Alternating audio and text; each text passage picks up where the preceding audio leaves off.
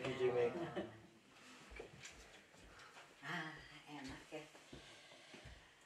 Oke. Nggak perlu saya ulang kan yang depannya ya. Ya, bahkan sebetulnya waktu Raja Daud itu pengen bikin bait Allah, dia kan berpikirnya karena ada tabut perjanjian yang isinya adalah presence of God gitu, terus dibawa kemana-mana sama bangsa Israel, pindah sana pindah sini gitu kan. Dan kemudian Daud mulai berpikir kayaknya ini perlu rumah gitu untuk tabut perjanjian itu, supaya kayaknya lebih proper menurut dia. Tapi even itu aja kemudian Tuhan bilang sama Daud, kamu tuh gak bisa bikin rumah buat aku tuh gak bisa. Gak ada rumah di dunia ini yang bisa menampung aku, kata Tuhan. Jadi waktu akhirnya Raja Salomo bikin bait Allah pun diizinkan. Kamu tahu yang ditaruh di bait Allah itu apa? Dia bukan taruh Tuhan, bukan taruh dirinya. Dia cuma taruh namanya saja. He only put his name in the in the temple. Dia kasih tahu namaku akan tinggal di sana. Tapi bukan artinya nama itu nggak penting ya. Karena in that name everything about God is there. Jadi sebetulnya yang kita tahu itu sebatas namanya saja sebetulnya. Jadi kalau kita pikir dengan kita punya kayak tadi ya, Tuhan ada di hatiku, bener sih ya, nggak salah juga karena dari kecil juga saya diajarinnya begitu. Tapi ingat, jangan karena berpikir bahwa Tuhan ada di hatiku, kesannya kayak Tuhan tuh kecil sehingga bisa taruh di hati saya gitu. Enggak, Tuhan itu gede sekali. Yang ada di hati kita itu sebetulnya yang ditaruh adalah namanya saja sebetulnya. Tapi di dalam nama itu sudah terkandung kuasanya dia, kepribadiannya dia, kekuatannya dia, kehebatannya dia. Itu ada di dalam namanya itu. Jadi nama kalau dalam bahasa Ibraninya itu adalah Shem. Kalau orang Ibrani sendiri selalu nyebutnya Ha-Shem gitu ya. Kalau dia nyebutnya Ha-Shem, itu artinya dia selalu ngomonginnya the name of God. Dan whenever they talk about the name of God atau Ha-Shem itu artinya dia sedang bicara tentang satu pribadi yang segala kepribadian Tuhan itu ada di dalam situ. Tapi saya mau tanya sama teman-teman semua. Kan kita semua bilang bahwa kita kenal Tuhan, betul? Tapi seberapa jauh sih Anda kenal Tuhan? Are you sure that you really know about God? Sama seperti kalau misalnya saya tanya di sini, siapa yang kenal dengan Jack di sini? Ada.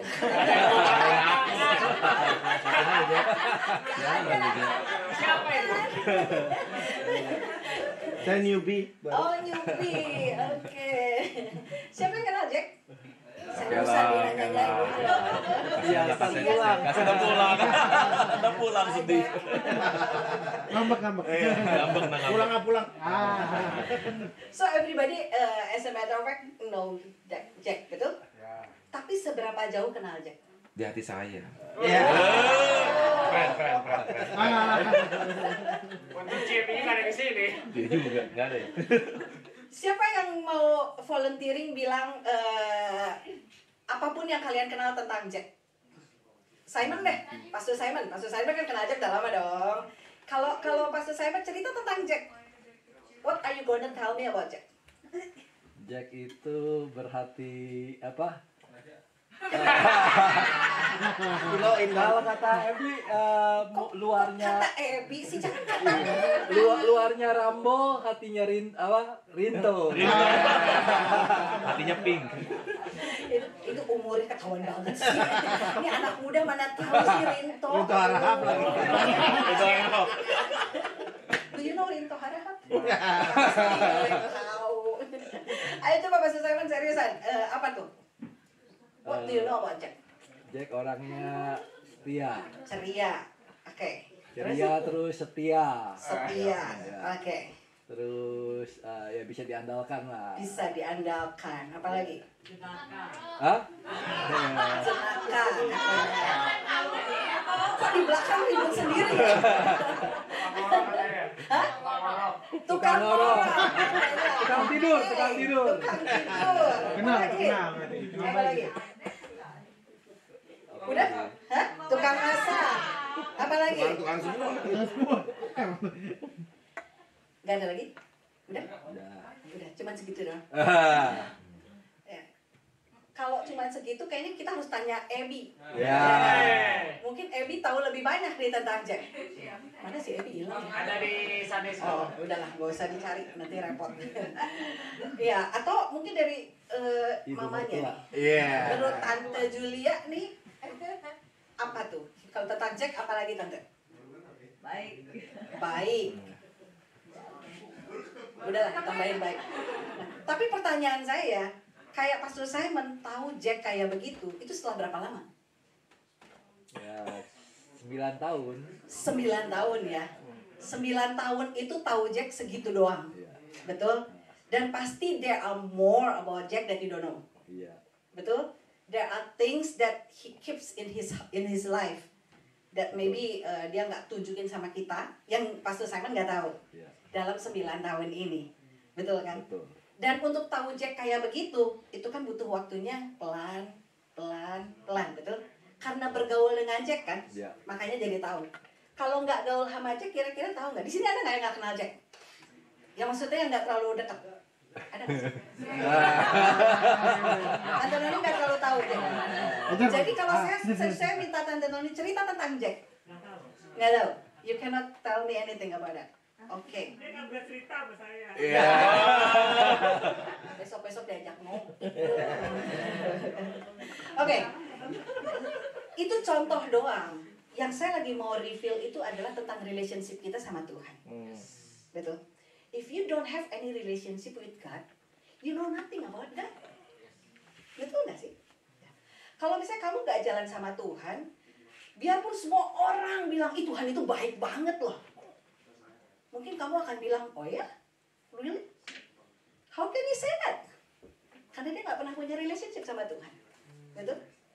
Atau misalnya one thing, akhirnya kamu mendapatkan sesuatu dalam hidup kamu dan akhirnya menyadari bahwa benar Tuhan itu baik banget. Kemarin dia baru jawab doa saya. Tapi baru nyampe situ. Mungkin kemana-mana dia cuma bisa cerita, Tuhan itu baik banget loh. Kemarin saya doa, dia jawab. Gila, Tuhan itu baik banget. Benar kata semua orang, Tuhan itu baik. Tapi and then one day dia sakit. Dia sakit. Dia cuma ingatnya Tuhan itu baik. Dia cuma bisa jawabin doa, tapi dia nggak tahu kalau Tuhan bukan cuma baik dan bisa jawab doa, tapi Tuhan juga ternyata bisa menyembuhkan. Betul? Nah, untuk dapetin karakter berikutnya dari Tuhan, sekali lagi butuh yang namanya relationship. Butuh perjalanan dan butuh pengalaman sama Tuhan, betul? Sama bangsa Israel juga dulu gitu. Dulu dia nggak kenal siapa Allah itu. Tapi waktu dia berjalan bersama dengan Tuhan, satu demi satu Tuhan itu nge-reveal tentang siapa diri dia sama bangsa Israel. Bangsa Israel ngomel-ngomel di sepanjang perjalanan padang gurun. Gila nih, kita dibawa keluar dari Mesir. Ternyata cuma buat mati di padang gurun. Ngapain? Mendingan gue di Mesir kemarin. Masih ada bawang bombay. Ya, walaupun cepet juga nangis bombay gitu ya. Tapi dia masih merasa masih dapat makanan, bisa semuanya dapat for free, dia bilang gitu. Daripada sekarang keluar dan ternyata kita bakal mati di padang gurun. Dia lupa Tuhan yang bisa ngeluarin mereka dari Mesir tadi, itu adalah Tuhan yang berkuasa. Dia nggak kenal Tuhan ini siapa. Makanya akhirnya bisa cuma grumbling, ngomel doang. Ini nggak bener nih, ini nggak bener gitu. Tapi kemudian apa yang terjadi? Tuhan mulai nge-reveal juga sama mereka.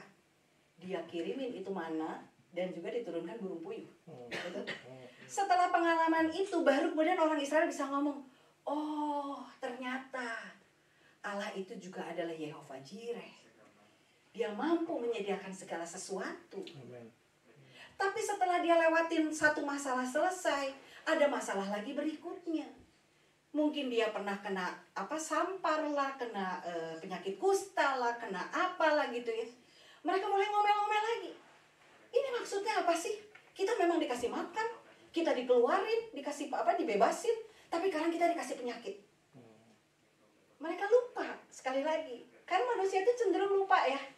Selalu nggak inget untuk masalah yang kemarin tuh udah dijawab sama Tuhan kan. Terus ketika dapat masalah lagi, mereka lupa gitu bahwa kemarin tuh udah ditolong. Pasti hari ini juga Tuhan bisa nolong. Amin. Ya. Cuma kan dia nggak kenal bahwa Tuhan itu punya kekuasaan yang begitu besar. Mereka cuma mikirnya adalah, oh kemarin sih iya dia sanggup. Tapi sekarang kita sakit begini, belum tentu. Tapi kemudian dia nge-reveal lagi dirinya. Ternyata orang-orang itu bisa disembuhkan. Baru kemudian mereka bisa bilang, oh Tuhan itu ternyata Yehova Rafa. Dia Allah yang menyembuhkan, katanya. Gitu kan? Jadi itu satu demi satu, Tuhan itu nge-reveal dirinya.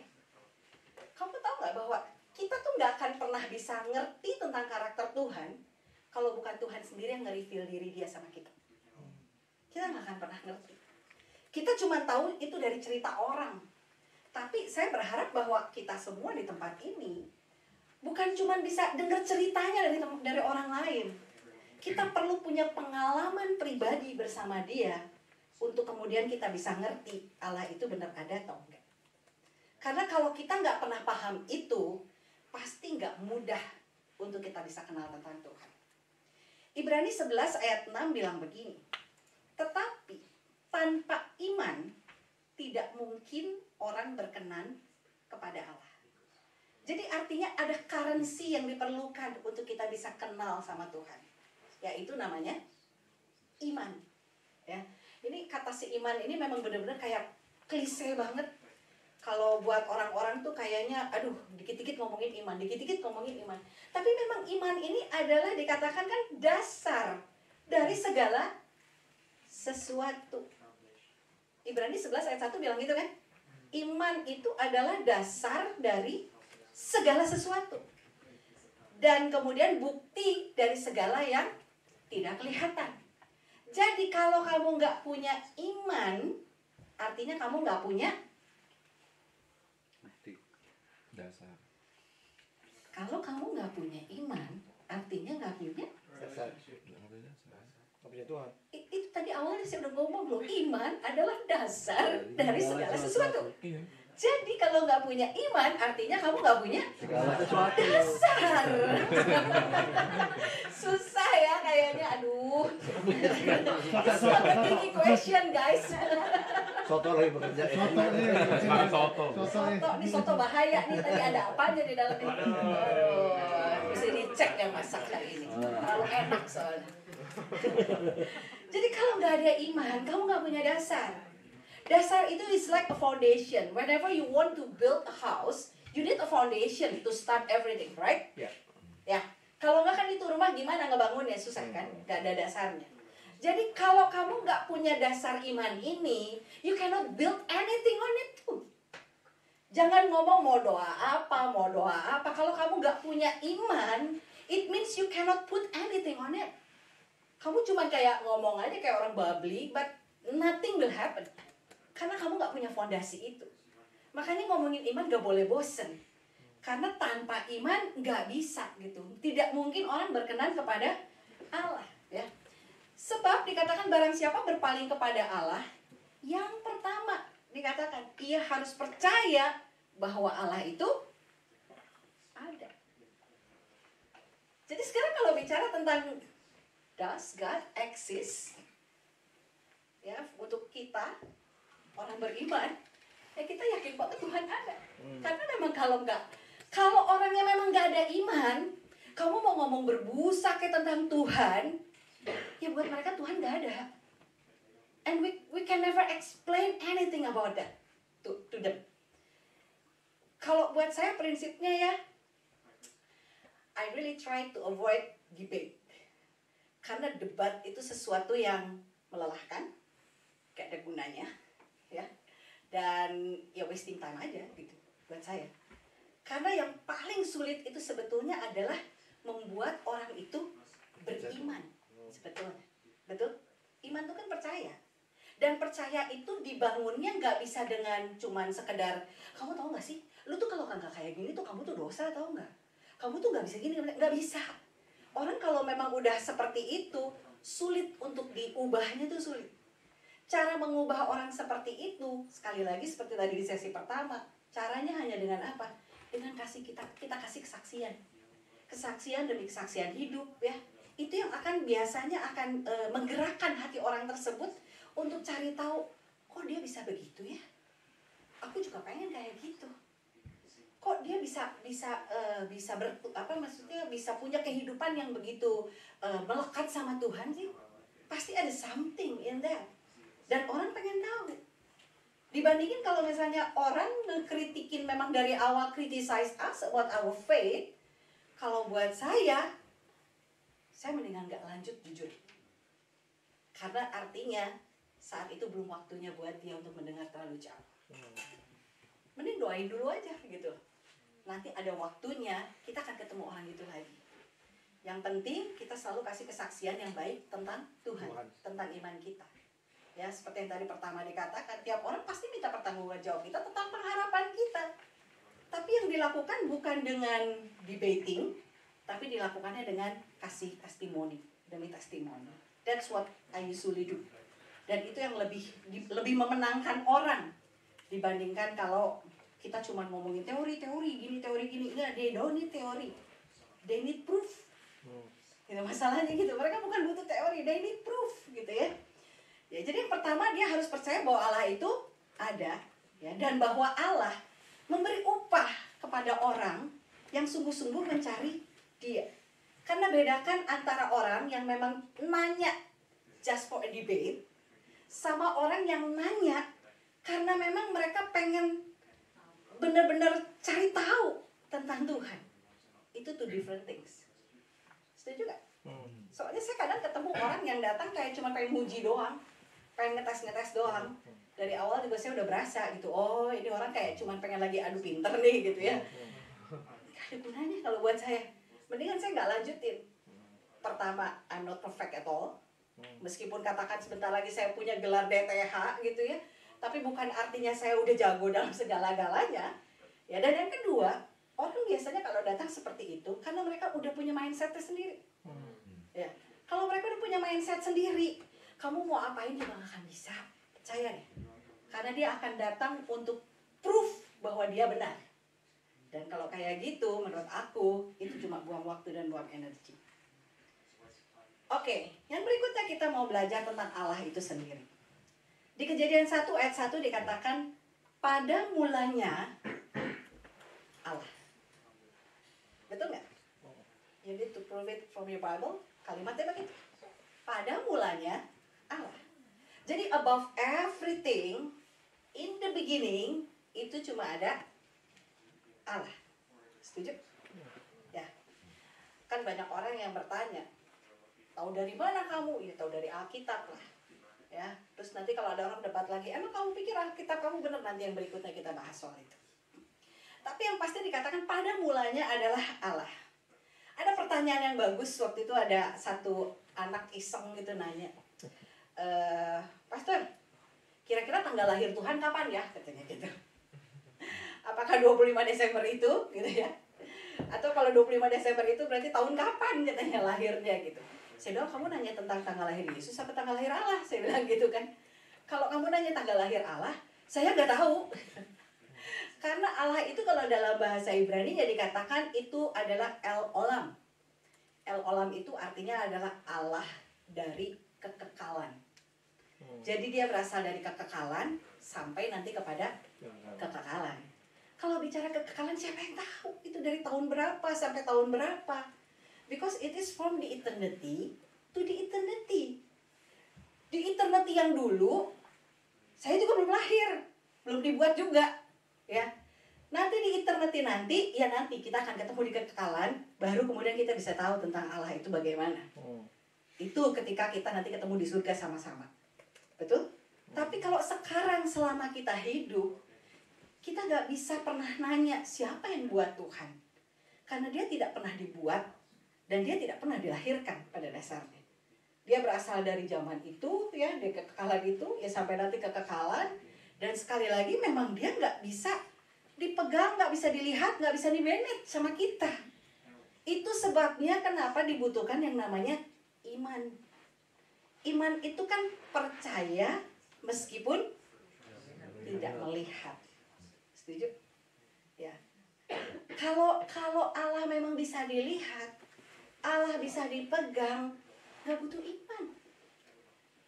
Makanya kenapa butuh iman? Karena dia memang tidak kelihatan, tapi dia ada. Sekarang saya tanya saya sama teman-teman semua, ada yang pernah melihat angin di sini? Ada nggak yang bisa ngasih tahu saya apa warna angin? Ada nggak? Tapi kalian kok tahu bahwa angin itu ada? Suara. Hah? Rasakan. Dari mana? Bisa. Feeling ya, dirasain. Ada hembusannya gitu kan. Kita bisa rasa dingin. Kita juga bisa lihat ada Suara. pohon bisa kayak gerak-gerak gitu kan. Kan nggak mungkin tuh pohon gerak sendiri kan. Tapi karena ada angin itu lewat gitu. Dan kenapa kalian semua bisa percaya angin ada, tapi bisa susah untuk percaya bahwa Allah itu ada? Padahal Allah itu juga sama nggak kelihatan, tapi kita bisa rasain. Ngerasainnya kapan? Ngerasainnya adalah ketika kita berkomunikasi dan bikin relationship dengan dia. Kalau kita nggak pernah bikin relationship itu, ya kita nggak bisa rasain apa-apa tentang dia. Tapi waktu kita bangun relationship dengan dia, kita bisa merasakan keberadaan dia. Tapi problemnya ya, man atau manusia itu adalah tends to find something or someone bigger or more powerful than he is. Makanya kenapa kita tuh seneng banget film-film Marvel. Siapa yang suka nonton film Marvel? Seneng kan ya? Kenapa seneng? Jagoan. Apakah karena sinematografinya yang bagus gitu? Karena apa? Ya? Ceritanya? Cerita apa yang bikin kamu Superhero. superhero? Kayaknya orang hebat gitu ya. Keren. Kalau bisa menolong, bisa memberikan impact yang gede gitu kan. Itu kan kebiasaan kecenderungan manusia gitu kan. Selalu pengen menemukan sesuatu atau seseorang yang lebih hebat daripada dirinya. And they make these powerful things to be their gods. Ya. Basically orang tuh kalau lihat yang udah lebih hebat dari dia bakal wah. Terus kemudian disebut-sebut terus. Kemarin keren banget loh. Si Hulk ya, itu cuma marah-marah dikit ya. Wah, misalnya gitu. Atau Iron Man atau siapapun lah namanya belakangan. Kalau di Indonesia nggak tahu, ada yang tahu nggak, ada Gundala, ada Gundam. Kalau yang Gundala mah punya kota sama, Petir ya. anak sekarang mungkin nggak tahu. Gatot kaca. Gatot kaca gitu kan ya. Manusia. Wiro Sableng atau whoever ini istilahnya, tapi yang pasti kan kita tuh cenderung untuk ngomongin sesuatu yang lebih hebat dari kita. Bahkan bukan cuma superhero aja. Kalau kita punya teman yang lebih hebat aja dari kita, kita biasanya sering kita omong-omongin juga. Kemarin ya itu keren banget loh. Lu hebat banget loh. Tahu gak sih Pak Simon misalnya gitu ya, kemarin dia bisa nyetok pesawat sebegitunya, makanya dia bisa pulang hari ini gitu kan ya. Itu kalau nggak gara-gara ada di pesawat kan nggak mungkin hari ini di sini ya. Tapi anyway begitu ya, kecenderungan kita gitu. Oh, lu dengar gak sih kemarin dia baru naik pangkat, atau dia baru melakukan sesuatu, atau baru donate, atau apapun sesuatu yang lebih hebat dari kita. Kita biasa cenderung menyebut-nyebutkannya. Dan tanpa sadar sebetulnya itu artinya kita tuh lagi mendewakan orang itu sebetulnya. Nah, lucunya kita bisa mendewakan orang, tapi buat kita sulit untuk ngomongin kebesaran Tuhan. Kita sulit untuk menyadari bahwa Tuhan itu jauh lebih hebat daripada itu semua. Dan kita bisa ngomongin banyak tentang dia. Betul kan? Ya. Kenapa begitu? Karena sebetulnya ya sekali lagi ini kenapa saya ngomong ini nanti saya lanjutin ya. Kan intinya manusia itu cenderung ingin mencari yang lebih hebat dari dia. Nah, waktu zaman dulu seperti tadi saya cerita tentang Abraham ya. Dulu nama Abraham tuh belum jadi Abraham. Nama dia masih Abram. Betul kan ya? Abram itu kemudian Tuhan itu bicara sama Abram secara pribadi. Di Kejadian 12 ayat 1 dia ngomong gini. Tuhan bicara sama Abram begini. Pergilah dari negerimu dan dari sanak saudaramu dan dari rumah bapamu ini ke negeri yang akan kutunjukkan kepadamu. Ya. Saya nanya deh, Teman-teman meskipun ceritanya ada yang end up di New Zealand, tapi seenggaknya teman-teman tahu dong beli tiketnya kemana gitu kan. Waktu beli tiket tahu dong itu tuh ke New Zealand gitu, bukan ya kan? Bukan yang gara-gara travelnya salah beliin misalnya gitu, tahu-tahu beloknya ke New Zealand. Ya padahal pengennya ke Antartika misalnya, terus dikirimnya ke New Zealand misalnya, bukan gara-gara gitu dong. Ya nggak mungkin kan kalau misalnya Anda datang ke ke travel bureau, kemudian bilang kayak I wanna go somewhere, terus kemudian si orang itu ngomong kamu mau kemana? Ya wherever deh misalnya gitu, nggak mungkin kan? Tapi Abram dulu begitu, dia beli tiket dari Tuhan, nggak ada destinasinya. Wow. Serius, kamu baca, pergilah dari negerimu dan dari sanak saudaramu dan dari rumah bapamu ini ke negeri yang akan kutunjukkan kepadamu. Tapi nggak disebut alamatnya apa, negerinya apa, alamatnya di mana, rumahnya di mana, dia nggak sebutin. Cuma dikasih tahu nanti akan kutunjukkan. Kira-kira kalau Anda yang disuruh kayak gitu, are you gonna do that? Bingung sih. Hah? Bingung. Bingung kan? Ada nggak yang berani untuk ambil that risk gitu, to go? Aku percaya dengan panggilan Tuhan. Tuhan, pilihlah aku, utuslah dia. Ya, pilih aku, utus aku. Kemudian Tuhan bilang, oke, sekarang kamu pergi ke negeri yang akan kutunjukkan kepadamu. Kemana Tuhan? Pokoknya nanti akan kutunjukkan kepadamu. Ya kemana Tuhan? Nanti aku tunjukkan. Ya gimana persiapannya? Nanti kudu kemana Tuhan? Belok mana ini? Pokoknya nanti akan kutunjukkan. Terus sekarang ngapain Tuhan? Kira-kira pergi apa enggak? Kebanyakan sih pasti enggak. Kebanyakan pasti mundur dan mikir, wah membingungkan. Udahlah, nggak usah. Ya, Abraham tuh enggak.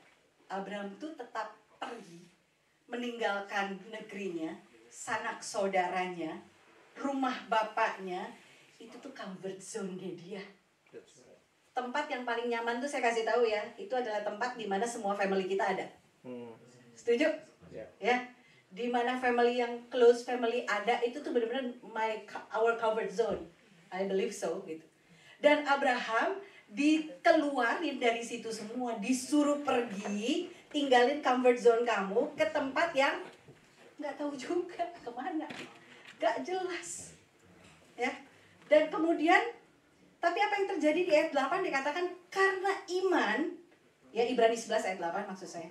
Karena iman, Abraham taat. Ketika ia dipanggil untuk berangkat ke negeri yang akan diterimanya menjadi milik pusakanya. Lalu ia berangkat dengan tidak mengetahui tempat yang ia tuju. Kok bisa? Pertanyaannya adalah, why? Kenapa bisa Abraham begitu percaya sama Tuhan untuk pergi ke tempat yang dia juga nggak tahu itu kemana? Pasti ada something about God yang aku yakin yang bikin Abraham itu pede banget untuk follow aja. Betul nggak? Kalau enggak, ya nggak mungkin lah. Nggak mungkin dia bisa ngikut begitu aja. Tapi saya yakin pasti ada something yang membuat Abraham tuh bisa merasakan ya dari relationship yang dia bangun dengan Tuhan itu, yang dia rasakan bahwa oh ini tuh one true God, satu Allah yang benar yang kalau saya ikutin nggak mungkin dia itu nggak bawa saya ke tempat yang akan jauh lebih baik untuk saya. Karena kalau dewa-dewa yang sebelumnya dia sembah aja, yang sebegitu mengerikannya, ya, yang kadang minta korban yang gak jelas gitu, itu aja saya berani untuk ngikut. Apalagi ini sama Tuhan yang dia yakin banget bahwa Allah yang ini bisa memberikan sesuatu yang lebih baik buat dia. Step by step dia kenal dengan karakter Allah tadi. Allah tuh nge-reveal sama Abraham satu demi satu tentang karakternya dia. Itu yang kita perlu punya dalam hidup kita. Amin. Percuma jadi Kristen lama kalau kita nggak pernah punya relationship ini sebetulnya. Ini yang kalau menurut saya bukan soal percuma atau gimana sih, tapi tepatnya rugi kalau saya bilang. Rugi kalau kamu kenal Tuhan, ya tahu Tuhan, following Him, but you never know about Him, and you never try to find out about His character. Itu rugi banget.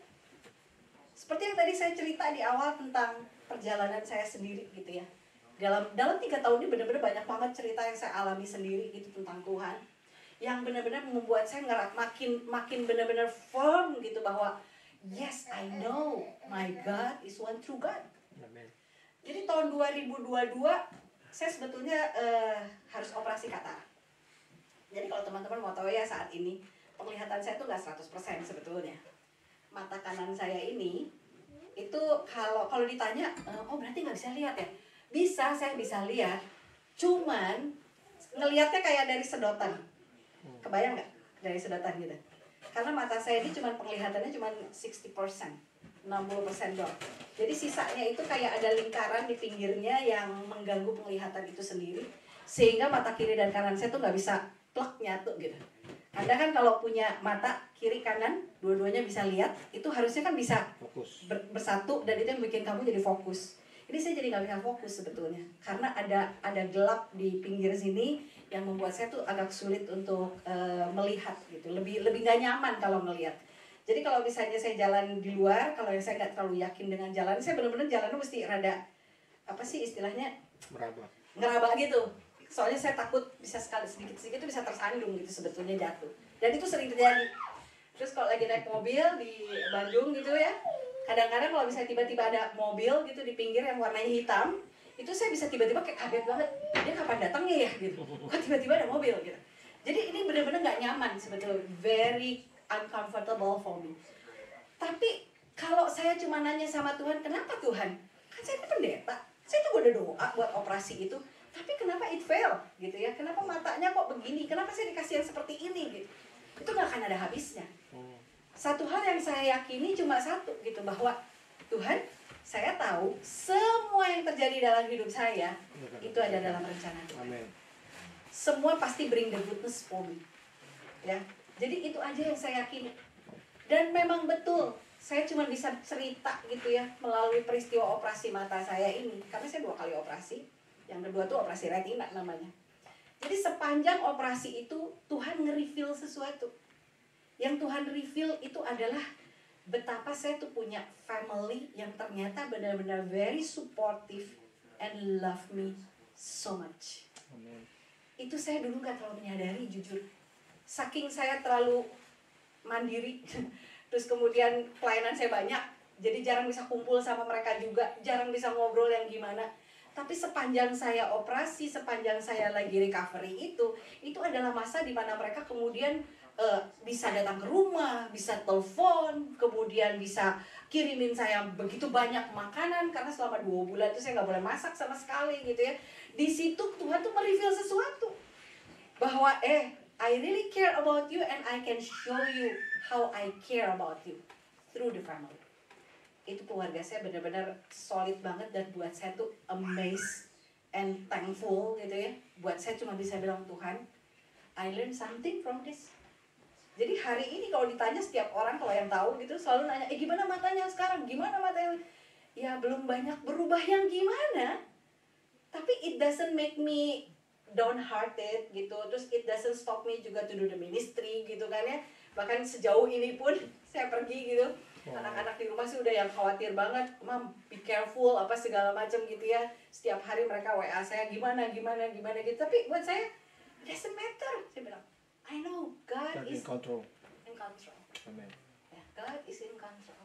Itu yang kita mesti punya. Whenever you want to know or want to get to know God better, remember that God is in control. Amin. Kalau kita punya pemikiran yang seperti itu, saya jamin deh, Anda akan punya kehidupan yang jauh lebih fruitful di dalam hidupmu, dibandingkan dengan kalau mengerjakan segala sesuatunya sendiri. Itu akan beda banget. Nah, balik lagi ke perjalanan Abraham. Ada petanya di situ. Perjalanan Abraham itu ya, kalau dilihat, dia jalan dari Haran. Itu ada tempatnya yang agak di atas tuh ya, Padan Aram, kemudian ada namanya kota Haran. Karena terakhir dia dari di bawah tuh dari Ur. Itu tempat lahirnya dia. Tapi kemudian bersama ayahnya dan keluarganya dia udah jalan sampai ke Haran. Nah, sampai di Haran dia stop. Orang tuanya udah stop di situ. Tapi kemudian Tuhan bilang kamu harus jalan untuk menuju ke tanah yang aku janjikan, ya, yaitu tempat yang akan aku tunjukkan nanti. Dan dia harus berjalan sampai ke tanah ke Kanaan. Ya jangan dipikirnya kayak sekarang gitu ya. Ini kalau lihat peta kan kayaknya pendek tuh, kecil.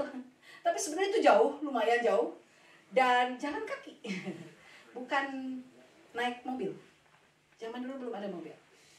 Tapi di Ibrani 11 ayat 17 sampai 19 dikatakan, karena iman, ya, balik lagi karena iman. Maka Abraham tatkala ia dicobai mempersembahkan Ishak, ya, tadi seperti saya sudah sampaikan di sesi pertama sebetulnya. Ia yang telah menerima janji itu rela mempersembahkan anaknya yang tunggal, walaupun kepadanya telah dikatakan keturunan yang berasal dari Ishaklah yang akan disebut keturunan. Karena ia berpikir, dia sendiri berpikir gitu, Allah itu berkuasa membangkitkan orang-orang sekalipun dari antara orang mati. Dan dari sana ia seakan-akan telah menerimanya kembali. Ya. Dia punya pemikiran Allah ini Allah yang berkuasa. Ini Allah yang beda banget nih dari Allah-Allah yang pernah aku tahu. Dia tuh Allah yang punya kemampuan yang lebih hebat dari segala sesuatu yang pernah dia kenal. Sehingga itu dia bisa mempercayakan segala sesuatunya ke dalam tangan Allah yang ini. Nah sekarang pertanyaannya, setelah kita percaya sama Tuhan, bisa nggak Anda mempercayakan hidupmu ke dalam tangan Tuhan? Seperti Abraham. Percaya saja belum cukup. Setelah percaya, kamu harus bisa mempercayakan hidupmu ke dalam tangan Tuhan. Karena percaya dan mempercayakan itu dua hal yang berbeda. Setuju? Saya percaya kursi ini kuat menahan beban saya. Makanya kemudian saya berani duduk tanpa harus lihat-lihat lagi. Karena saya bisa mempercayakan bobot berat tubuh saya sama kursi ini tanpa nanya-nanya, kakinya kuat gak ya? Goyang-goyang gak ya? Ya kan? Ada gak tadi yang Anda duduk di situ, waktu mau duduk lihat-lihat dulu kursinya. Ini kakinya kuat gak? Mana duduknya ada yang bertiga lagi gitu kan ya? Ada yang berdua, ada yang badannya lebih gede lagi gitu kan ya? Tapi lagi itu bertiga, gede-gede semua lagi. Goyang-goyang. Tadi waktu mau duduk lihat-lihat dulu nggak kursinya? Yang kita aja cek. Saya enggak, saya pertama soalnya. Oh. Yang terakhir coba. Ngecek dulu nggak? Enggak ya? Langsung aja jebruk duduk gitu kan ya. Kenapa bisa begitu? Dia duduk di lantai tadi sisi pertama katanya. Tapi kira-kira kenapa bisa langsung duduk begitu aja tanpa mempertanyakan? Karena tahu nggak bakal jatuh. Tahu nggak bakal jatuh. Kalau kita tahu betapa hebatnya Allah kita nggak perlu nanya-nanya. Allah sanggup nggak ya nanggung beban saya? Allah bisa jawab nggak ya segala doa saya? Kadang manusia tuh lucu loh. Dia bisa berdoa banyak untuk penyakit yang berat, tapi banyak orang nggak berani minta sama Tuhan soal jerawat di mukanya. Ya kan? Itu kan namanya pilih-pilih ya. Padahal kalau yang penyakit berat aja dia bisa sembuhin, apalagi cuma jerawat. Setuju nggak? Saya punya cerita adik saya. Itu cerita lucu buat saya, tapi itu membuat saya berpikir gitu. Bener juga ya. Jadi adik saya kan dulu suka sekali berenang. Saking suka berenang tuh jadi panuan di mukanya dia. Buat perempuan kalau panuan kan lumayan mengganggu lah ya. Jadi dia coba diobatin, itu panu gak hilang-hilang. Terus sampai akhirnya satu hari kita lagi datang di gereja gitu, lagi kebaktian. Kemudian pendetanya bilang gini, kalau Anda punya masalah dengan penyakit apapun yang kamu punya, tumpang tangan dan percaya Tuhan sanggup sembuhkan kamu. Dia mikir, aku sih punya penyakit panuan sih, kata dia gitu. Tapi masa iya sih doain begini, dia bilang gitu kan. Kayaknya it's too small gitu. Itu sesuatu yang kayak remeh-temeh gitu menurut dia. Tapi karena kemudian dia berpikir, tapi aku udah coba obat segala macam gak sembuh-sembuh. Akhirnya hari itu dia tumpang tangan juga. Walaupun malu-malu gitu, akhirnya dia tumpang tangan juga. Ya Tuhan, gitu ya. Aku percaya Tuhan sanggup sembuhkan itu. But you know what? In a few days later, it's gone. Wow. Emang gak hari itu langsung hilang. Tapi beberapa hari kemudian, it's gone. Sesuatu yang lama dia tunggu, akhirnya sembuh. Tapi sejak itu, dia dan saya lah tepatnya ya, mulai berpikir bahwa benar ya, Tuhan itu menjawab doa, apapun yang menurut kita memang kita udah gak sanggup. Selama kamu pikir kamu sanggup menghandle-nya, saya kasih tahu ya, Tuhan gak akan turun tangan. Yes. Tuhan itu cuma bakal turun tangan ketika kita angkat tangan. Yes. Itu Amin. benar. Whenever you